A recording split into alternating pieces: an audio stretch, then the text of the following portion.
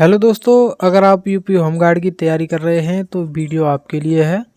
आज हम आपके लिए लाए हैं सामान्य ज्ञान से टॉप 50 क्वेश्चंस जो कि होमगार्ड की परीक्षा में बार बार पूछे गए हैं।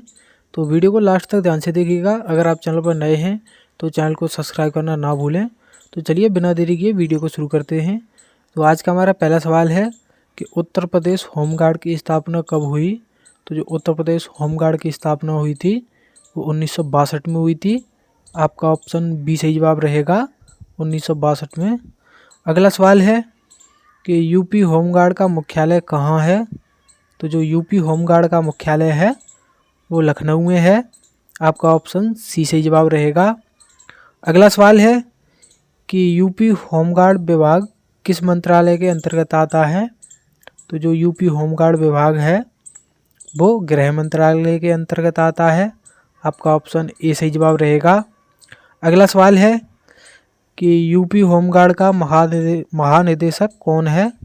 तो जो यूपी होमगार्ड का महानिदेशक है वो अभी एम के वसाल हैं। आपका ऑप्शन ए सही जवाब रहेगा। अगला सवाल है कि होमगार्ड का ध्येय वाक्य क्या है। तो जो होमगार्ड का ध्येय वाक्य है वो सेवा परमो धर्म है।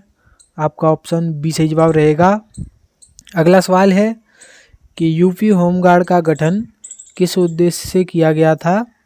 तो जो यूपी होमगार्ड का गठन किया गया था वो प्राकृतिक आपदा सहायता के लिए किया गया था, जो कि उत्तर प्रदेश पुलिस की सहायता की जा सके। आपका ऑप्शन बी सही जवाब रहेगा।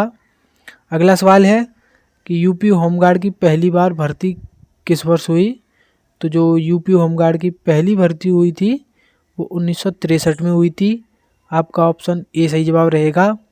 अगला सवाल है कि होमगार्ड का प्रशिक्षण कहाँ कराया जाता है, यानी होमगार्ड की जो ट्रेनिंग होती है वो कहाँ कराई जाती है।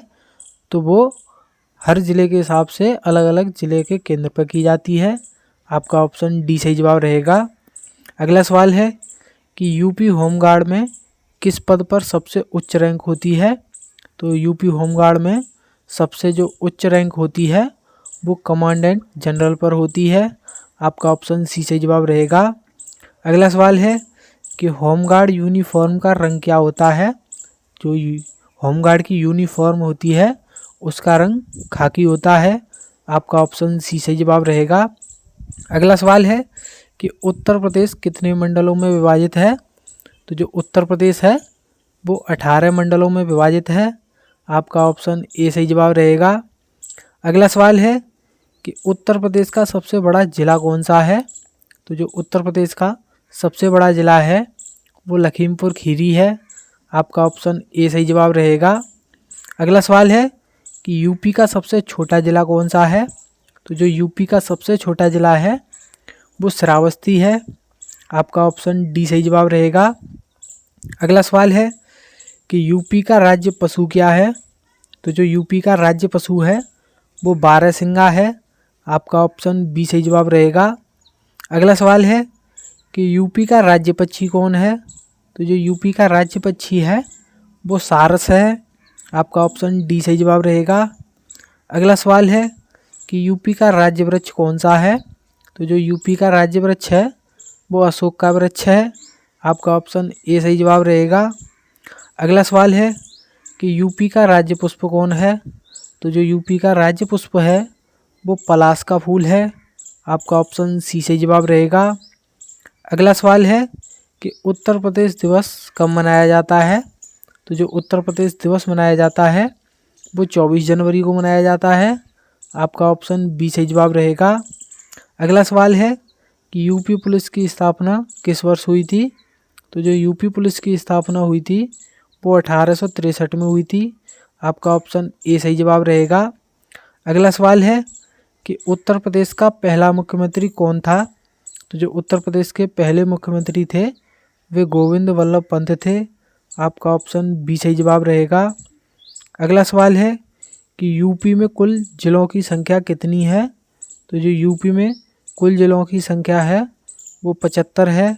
आपका ऑप्शन ए सही जवाब रहेगा। अगला सवाल है कि यूपी का हाई कोर्ट कहाँ है। तो जो यूपी का हाई कोर्ट है वो प्रयागराज में है। आपका ऑप्शन सी सही जवाब रहेगा।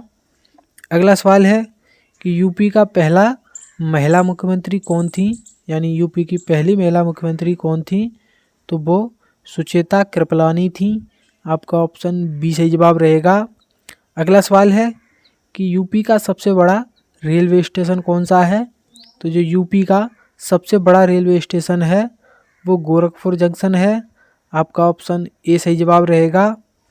अगला सवाल है कि यूपी का आधिकारिक गठन किस नाम से हुआ था, तो जो यूपी का आधिकारिक गठन हुआ था वो यूनाइटेड प्रोविंसेस के नाम से हुआ था, यानी संयुक्त प्रांत। आपका ऑप्शन बी सही जवाब रहेगा। अगला सवाल है कि यूपी होमगार्ड किस फोर्स का सहायक संगठन है, तो जो यूपी होमगार्ड है वो पुलिस विभाग का सहायक संगठन है। आपका ऑप्शन सी सही जवाब रहेगा। अगला सवाल है कि होमगार्ड के प्रशिक्षण की अवधि कितनी होती है, तो जो होमगार्ड के प्रशिक्षण की अवधि होती है वो लगभग 2 से 3 महीने होती है। आपका ऑप्शन बी सही जवाब रहेगा। अगला सवाल है कि यूपी में किस नदी को जीवन रेखा कहा जाता है, तो जो यूपी में जीवन रेखा कहा जाता है वो गंगा नदी को कहा जाता है। आपका ऑप्शन ए सही जवाब रहेगा। अगला सवाल है कि लखनऊ यूपी की राजधानी कब बनी, तो जो लखनऊ यूपी की राजधानी बनी थी वो 1935 में बनी थी। आपका ऑप्शन सी सही जवाब रहेगा। अगला सवाल है कि यूपी का सबसे अधिक जनसंख्या वाला नगर, तो जो यूपी का सबसे अधिक जनसंख्या वाला नगर है वो कानपुर है। आपका ऑप्शन बी सही जवाब रहेगा। अगला सवाल है कि यूपी के वर्तमान राज्यपाल कौन हैं, तो जो यूपी की वर्तमान राज्यपाल हैं वो आनंदीबेन पटेल हैं। आपका ऑप्शन ए सही जवाब रहेगा। अगला सवाल है कि यूपी का सबसे पुराना विश्वविद्यालय कौन सा है, तो जो यूपी का सबसे पुराना विश्वविद्यालय है वो इलाहाबाद विश्वविद्यालय है। आपका ऑप्शन ए सही जवाब रहेगा। अगला सवाल है कि यूपी में कुल कितने संभागीय आयुक्तालय हैं, तो जो यूपी में कुल संभागीय आयुक्तालय की संख्या है वो 18 है। आपका ऑप्शन बी सही जवाब रहेगा। अगला सवाल है कि यूपी होमगार्ड की ड्यूटी कौन तय करता है, तो जो यूपी होमगार्ड की ड्यूटी तय करते हैं वो डीएम करते हैं। आपका ऑप्शन ए सही जवाब रहेगा। अगला सवाल है कि यूपी में सबसे ज़्यादा बोले वाली भाषा, तो यूपी में सबसे ज़्यादा जो बोलने वाली भाषा है वो हिंदी है। आपका ऑप्शन बी सही जवाब रहेगा। अगला सवाल है कि राष्ट्रीय आपदा स्थिति में होमगार्ड किसके निर्देश में कार्य करता है, तो जो राष्ट्रीय आपदा की स्थिति में होमगार्ड जो हैं वो एनडीआरएफ के निर्देश में कार्य करते हैं। आपका ऑप्शन बी सही जवाब रहेगा। अगला सवाल है कि यूपी का सबसे बड़ा पार्क, तो जो यूपी का सबसे बड़ा पार्क है वो जनेश्वर मिश्र पार्क है जो कि लखनऊ में है। आपका ऑप्शन बी सही जवाब रहेगा।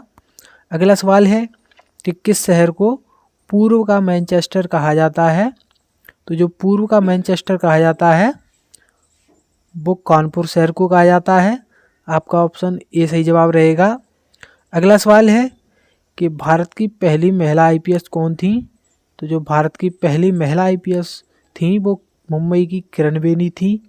आपका ऑप्शन ए सही जवाब रहेगा।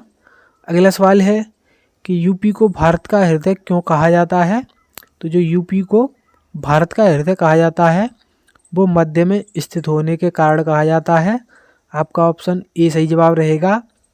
अगला सवाल है कि यूपी का कौन सा शहर नवाबों का शहर कहलाता है, तो जो यूपी में नवाबों का शहर कहलाता है वो लखनऊ शहर कहलाता है। आपका ऑप्शन सी सही जवाब रहेगा। अगला सवाल है कि गंगा नदी का उद्गम स्थान, तो जो गंगा नदी का उद्गम स्थान है वो गंगोत्री है। आपका ऑप्शन बी सही जवाब रहेगा।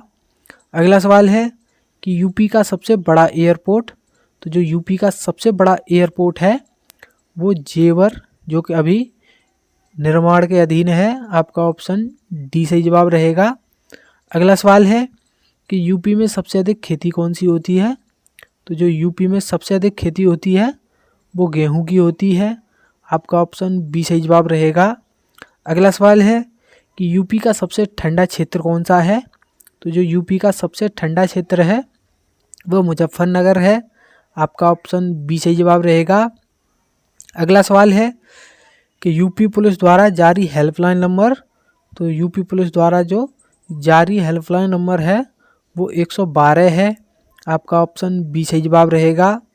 अगला सवाल है कि किस जिले को दूध की नगरी कहा जाता है, तो जो यूपी में दूध की नगरी कहा जाता है वो मथुरा को कहा जाता है। आपका ऑप्शन डी सही जवाब रहेगा। अगला सवाल है कि यूपी में सबसे अधिक चीनी मिलें कहाँ हैं, तो यूपी में सबसे अधिक जो चीनी की मिलें हैं वो मुजफ्फरनगर में हैं। आपका ऑप्शन बी सही जवाब रहेगा। अगला सवाल है कि यूपी विधानसभा में कुल सीटें कितनी हैं, तो जो यूपी विधानसभा में कुल सीटें हैं वो 403 हैं। आपका ऑप्शन बी सही जवाब रहेगा। अगला सवाल है कि यूपी विधान परिषद में कुल सीटें कितनी हैं, तो जो यूपी विधान परिषद में कुल सीटें हैं वो 100 हैं। आपका ऑप्शन ए सही जवाब रहेगा। तो उम्मीद करते हैं आपको ये वीडियो पसंद आई होगी। ऐसी ही और वीडियो देखने के लिए हमारे चैनल को अभी सब्सक्राइब करें। तो मिलते हैं अगली वीडियो में, तब तक के लिए धन्यवाद।